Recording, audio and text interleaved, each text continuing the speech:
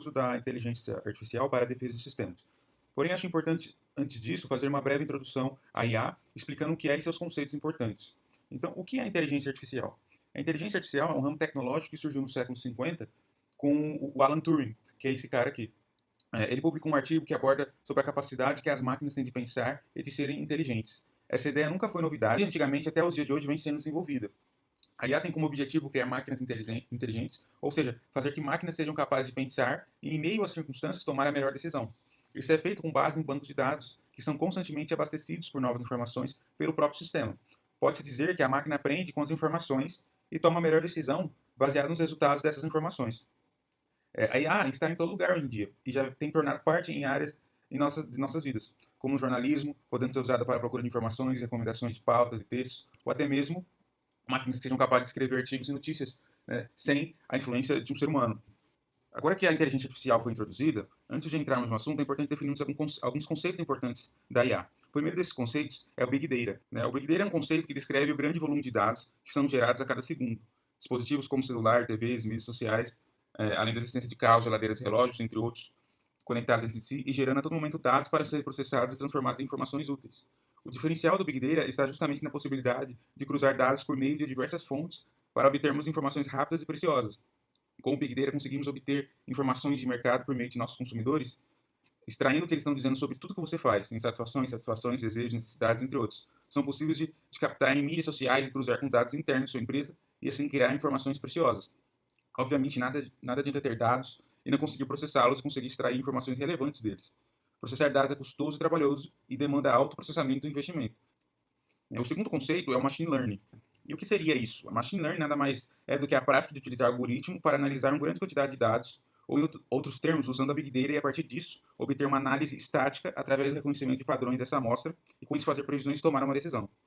E como isso funciona? O funcionamento do Machine Learning é muito parecido com a forma como pensamos. O modelo computacional dessa tecnologia são as redes neurais, na qual falaremos sobre mais à frente. Elas são inspiradas no funcionamento do nosso cérebro, porque nós também aprendemos a partir do reconhecimento de padrões. Todo esse processo de previsão é determinado a partir de estatísticas e a cada aprendizado a porcentagem de chance de acerto é maior. Isso acontece com a busca do Google, que oferece resultados cada vez mais refinados conforme nosso comportamento. Um outro exemplo é o Google Tradutor, que é construído a partir dos idiomas e aprende sintaxe, semântica e uma série de outras regras para oferecer uma tradução aproximada do que você busca. No começo, os resultados eram bem confusos, mas com o treinamento, o Google está mostrando resultados cada vez melhores, mais próximos de como nós comunicamos.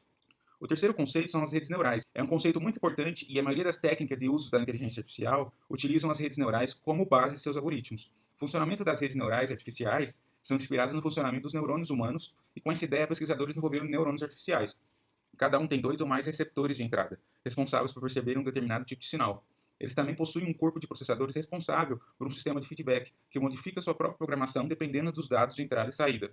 Então, eles possuem uma saída binária para apresentar a resposta sim ou não, dependendo do resultado do processamento. Um neurônio artificial é capaz de um único processamento. Cada entrada recebe somente um tipo de sinal ou informação. Como o neurônio pode possuir várias entradas, ele pode perceber diferentes sinais. Porém, ligar vários neurônios similares em rede faz com que o sistema consiga processar mais informações e oferecer mais resultados. E não existe uma programação pré-definida dos neurônios artificiais, como existe nas portas lógicas utilizadas nos circuitos computacionais. Ao invés disso, eles possuem um sistema de feedback que modifica sua própria programação. Cada informação processada gera um peso dependendo do resultado. Se for um acerto, ele ganha um ponto. Se for um erro, ele perde meio ponto. Dessa forma, uma rede neural testa várias vezes a percepção do objeto. A cada acerto, os neurônios envolvidos no processamento ganham um ponto, e aquela rede é reforçada. A cada erro, esses neurônios perdem meio ponto. Dessa forma, o sistema cria a rotina de seguir o caminho com mais pontos sempre. Quanto mais tentativas, mais aprimorado fica o sistema, chegando ao final de um processo de aprendizado a executar tarefas quase sem erro algum. A grande vantagem disso é que para executar tarefas, uma rede neural não precisa guardar instruções de comandos e executá-las de forma lógica, como no computador tradicional. Ao invés disso, a rede aprende o que é preciso ser feito e executa a função. Dessa forma, uma mesma rede, se ela for capacitada com os neurônios necessários para tal, é capaz de executar várias funções diferentes, independente de espaço de memória. Frank Rosenblatt foi o responsável pela primeira máquina criada para processamento de informação, feita sobre o sistema de redes neurais, e foi chamada de perceptron. Porém, hoje em dia, o termo perceptron é usado para definir a forma de processamento de informação baseada em redes neurais. Ele é construído com neurônios artificiais, formando redes de processamento. Uma rede dessa é chamada de perceptron. Enfim, sabe-se que nenhuma máquina é capaz de superar a inteligência humana, porém nenhum computador é capaz de aprender com seus erros, e dessa maneira os perceptrões nos mostram que podemos construir máquinas realmente inteligentes, capazes de aprender de errar, de melhorar e principalmente que não são presos à programação que podem falhar. O que limita uma máquina dessa é sua própria experiência. O último conceito que devemos entender é o Deep Learning. Deep Learning pode ser considerado uma sub-área do Machine Learning, onde o objetivo é ensinar máquinas através do uso profundo das redes neurais artificiais. Porém, o que difere uma rede neural normal das redes neurais usadas no Deep Learning é a quantidade de camadas da rede neural. Como o nome já diz, aprendizado profundo, o intuito é profundo no uso das redes neurais, sendo capaz de extrair o máximo das redes neurais, proporcionando um aprendizado de máquina extremamente eficiente. Com o desenvolvimento da era digital, os computadores tornaram-se mais poderosos do ponto de vista de processamento, o que permitiu um avanço significativo na área. Como a rede neural define suas conexões, estabelecendo pesos a elas, dessa maneira, a capacidade de desenvolver modelos inteligentes está nas conexões de uma quantidade significativa de neurônios artificiais e não nos neurônios em si. As operações aritméticas crescem de forma exponencial, utilizando as redes neurais profundas. Desse modo, fica clara a importância do conceito de Big Data, uma vez que esse tipo de arquitetura tende a funcionar melhor com mais dados entrados, além da importância do poder de processamento dos hardwares utilizados. Um exemplo de Deep Learning são assistentes virtuais como a Siri, da Apple. Essas tecnologias utilizam Deep Learning como principal recurso para possibilitar a compreensão do que cada usuário solicita quando ativa o comando de voz. A fala tem diferentes detalhes que fazem ela ser característica, como a entonação, o idioma e sotaques, o que varia de uma região para outra. Quando um comando de voz é feito, a assistência virtual precisa analisar profundamente esse material que recebe, fazendo cruzamentos com os dados para obter a compreensão. É o Deep Learning que permite esse resultado. Outra aplicação do Deep Learning está na personalização de ofertas, sugerindo sempre ofertas que de alguma maneira esteja relacionada a você e a seu perfil. Isso trata-se de algoritmos trabalhando o tempo todo para identificar cada uma de suas ações. Toda vez que você visita um produto em um site, por exemplo, você está emitindo dados que são recolhidos por sistemas de Deep Learning. Enfim, a Deep Learning é uma das técnicas mais utilizadas atualmente na inteligência artificial, e alguns ainda afirmam que ela é o futuro da computação. E assim que a tecnologia computacional evoluir, a IA e Deep Learning tenderá a evoluir também. Que o Lucas apresentou, um pouco sobre a informação. Então, o que é informação, né? A informação, alguns dicionários, eles apresentam como uma organização de dados. Então, essa organização de dados gera um conhecimento. A gente vive no mundo da informação, onde diversos dados são gerados, vários diversos de dados são consumidos. E o que as pessoas, o que as empresas fazem? Elas utilizam desses dados para gerar, para fazer marketing de precisão, produtos produtos personalizados, enfim, a gente consegue fazer diversas coisas com esses dados. Porém, nem toda a informação é pública, né? E aí que está a importância da gente tomar cuidado com os nossos dados. Muitas pessoas falam assim, não preciso tomar cuidado com meus dados, eu não sou uma pessoa importante, ninguém vai hackear o meu celular, eu não tenho nada de importante. Aí que se engana, toda a informação é importante. E se essa informação cair em mãos erradas, elas podem, por exemplo, tentar vender os seus dados para terceiros, sequestrar os seus dados e pedir dinheiro, sequestrar dado que seja sigiloso, enfim. Pode tentar roubar o seu a senha do cartão de crédito, pode ser anotado em WhatsApp, sei lá. Então é muito importante a gente tomar cuidado com os nossos dados. E aí, daí veio a segurança da informação, que a gente aprendeu aí nas aulas. E o que é a segurança da informação? Ela tem 3 princípios básicos, como vocês podem lembrar, que é a preservação da confidencialidade, ele precisa ser confidencial apenas para as pessoas permitidas a usufruir da informação. Integridade, o dado tem que ficar íntegro, não pode sofrer nenhum dano, nenhum problema nele. E a disponibilidade da informação, se você está oferecendo um serviço para o cliente, no qual utiliza informações dele, ele precisa ver, ele precisa ter acesso a essa informação. E como a gente garante a segurança da informação na nossa empresa, na sua empresa? Bom, a segurança da informação é muito mais do que um software ou qualquer outra coisa. A segurança da informação ele tem a ver com cultura, com uma cultura da empresa, né? Não adianta você pegar e baixar um antivírus, e pagar milhões por um sistema de segurança e o seu funcionário coloca a senha da sua plataforma no post-it, no notebook dele. Não vai adiantar nada. A segurança da informação ela precisa vir desde os seus funcionários. Então você tem que garantir que os seus funcionários entendam a importância da informação. Quando começar um projeto, não é para pensar na segurança da informação por último, sim no começo. Ela tem que ser um pré-requisito. Ó, começar o projeto já pensando na segurança da informação. Então, você precisa treinar o seu funcionário, fazer com que ele aprenda qual é a importância dos dados, né? O que pode acarretar se caso algum vazamento ocorrer. E se ocorrer algum vazamento, né, quais são as medidas que devem ser tomadas. Então, e pensando em tudo isso, né, a gente chega no sistema de detecção de intrusão. Uai, mas o que é isso? Sistemas de detecção de intrusão, eles são sistemas que nos auxiliam, nos ajudam a monitorar ambientes em que estamos inseridos. Ele vai procurar possíveis ataques ou pacotes maliciosos que vão tentar invadir o nosso sistema, passar por sistema de segurança. E por que a gente usaria IA, né, inteligência artificial, para nos defender desses ataques maliciosos? Porque inteligência artificial, você consegue treinar ela de diversas maneiras, de diversas formas, utilizando dados de diversas fontes, eventos, de dados lineares, dados não lineares, dados incompletos, enfim. Você pode utilizar a inteligência artificial que vai tentar aprender como é a cabeça do hacker, como que o hacker pensa.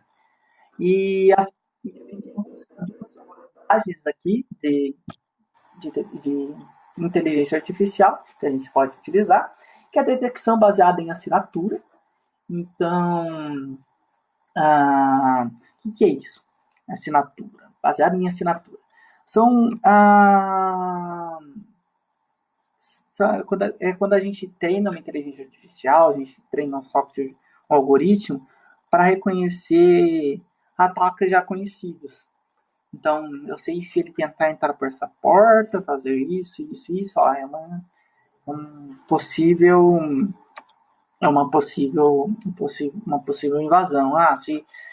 Se o software começar a fazer isso, ó, pode ser uma possível invasão. Então, são assinaturas, são algo específico, né, do próprio, é algo conhecido já do próprio algoritmo malicioso, né? Tem a detecção baseada em anomalia. O que seria isso? Por exemplo, você vai tentar identificar algo que esteja fora do padrão do sistema. Ou seja, você vai, por exemplo, a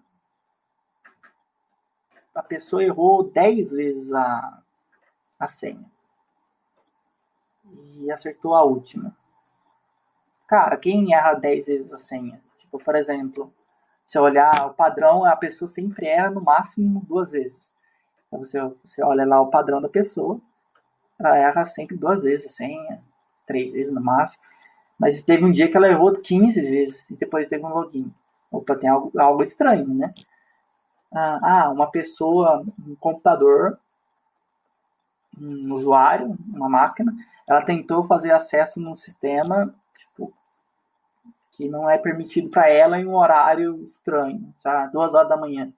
É estranho. Um login 2 horas da manhã, sendo que todo mundo trabalha no computador da empresa, sendo que todo mundo trabalha das 8 às 18 horas. Então, são algumas informações, né?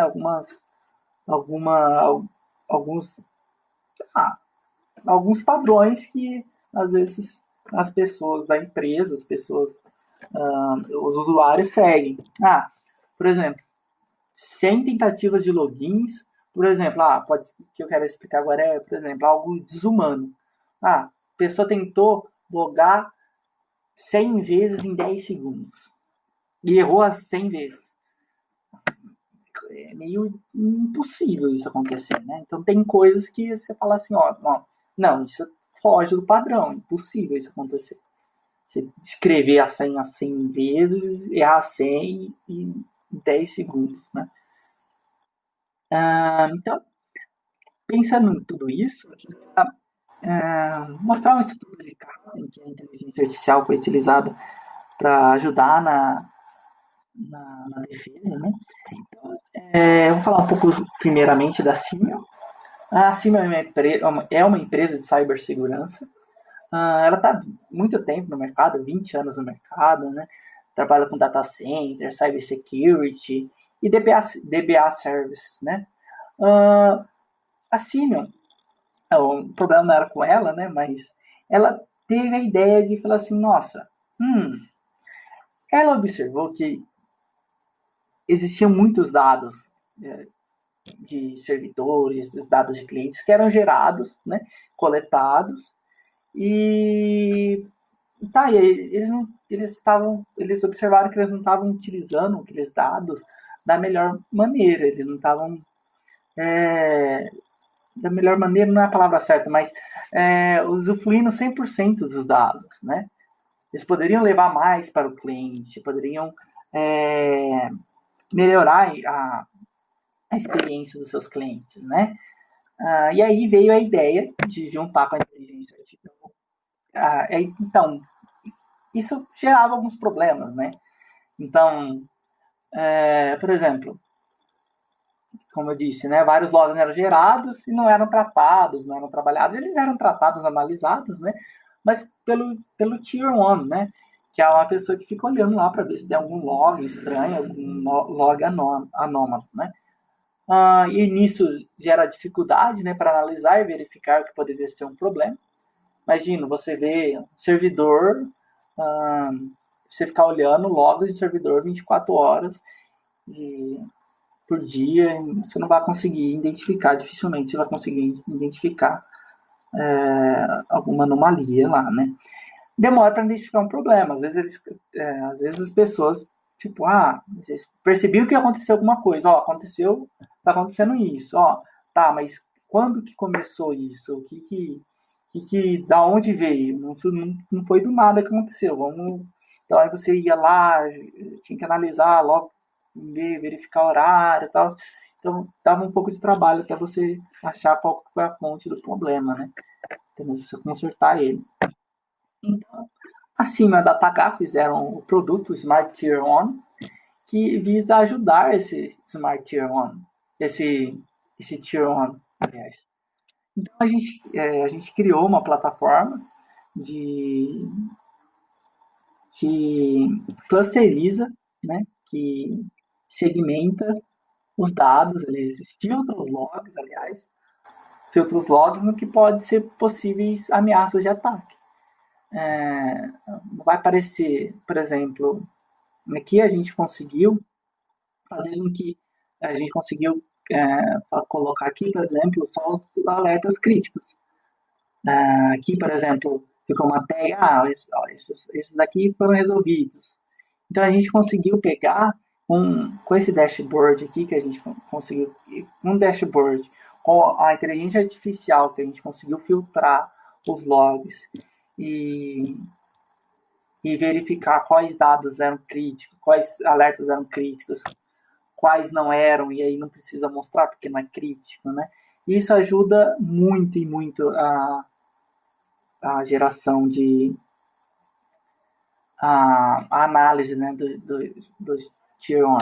Então aqui, por exemplo, mostra data. Então eu apaguei os dados, né? Além de apagar, eram dados de teste, né? Mas eu apaguei os dados e escrevi aqui para a máquina, apaguei dados. Tem uma mexida aqui, logicamente, porque eu não quero para fins de segurança, né? Mas, enfim. Então, vem um log, várias linhas aqui, né? Então, aqui você consegue pegar e analisar melhor que poderia ser um possível ataque. Que você consegue filtrar por tempo, que você consegue filtrar por empresa. Então, ficou uma solução muito interessante, até mesmo para quem tem várias empresas, né? Várias companhias. Ah, você pode visualizar só uma empresa, pode visualizar várias empresas, enfim.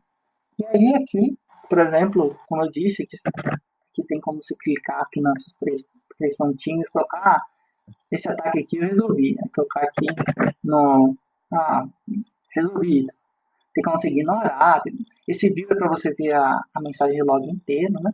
E Smart Feedback, que é o feedback que o cliente poderá pegar e fazer, né? Falando, ó, isso aqui não é um ataque não, ó, isso aqui é um ataque, ele pode afirmar, ó, isso aqui realmente é um ataque, entendeu? Ó, isso aqui eu não sei. Então, a gente pega esse feedback do usuário para que a gente possa também estar melhorando a inteligência artificial da plataforma. Então, para encerrar, bom, a gente concluiu que a inteligência artificial ela vem evoluindo, ela vem nos ajudando há algum tempo e hoje já faz parte da nossa realidade, né? Assim como os hackers e as pessoas maliciosas, os softwares maliciosos estão cada vez mais criativos, né? Mais diferentes, a gente precisa também buscar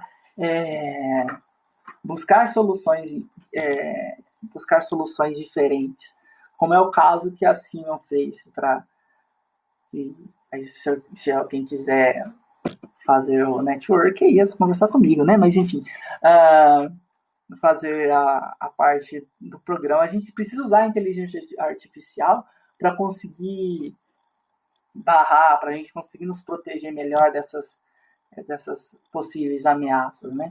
E aí a gente tem que lembrar também que a inteligência artificial vai nos ajudar muito, o sistema de intrusão ele nos ajuda demais, porém a gente tem que também ter em mente que nossas informações, nossos dados são importantes e a gente precisa cultivar essa cultura da segurança da informação.